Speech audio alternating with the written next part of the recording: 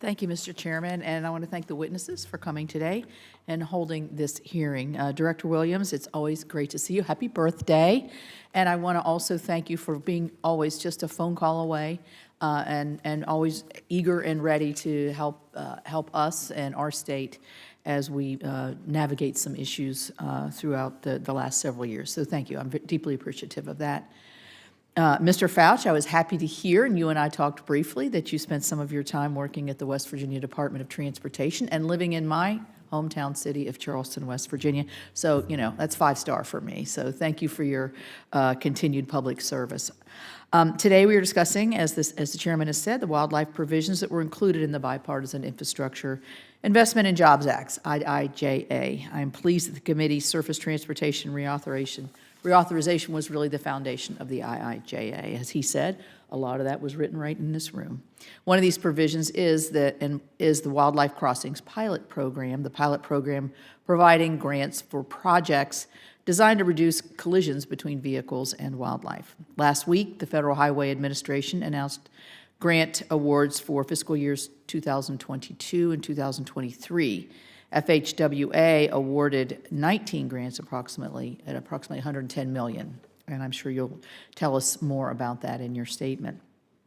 I'll be particularly interested in learning about FWS's plan to expeditiously get those project grant agreements executed. It's one thing to say we're going to grant the money. As we know, there's a pipeline then to move that money forward, so we look forward to that. It's worth noting that the projects funded under the pilot program may be also eligible under some of the existing core highway formula programs, including the Highway Safety Improvement Program. Just a few weeks ago, our Subcommittee on Fisheries, Watery, and Wildlife held a hearing on the challenges and the opportunities to improve migration corridors. At that hearing, we heard a lot about how wildlife crossings can facilitate the migration of big game species, particularly in our western states. We also learned that there are other federal programs and partnerships between federal agencies, states, and the private landowners to help address these challenges. A recent press release from West Virginia's Department of Transportation noted that according to insurance statistics, my state leads the nation in deer strike accidents. I can attest to that since I've had at least 2 in my lifetime, and they're quite frequent. Recently, we spoke with the department staff about this issue.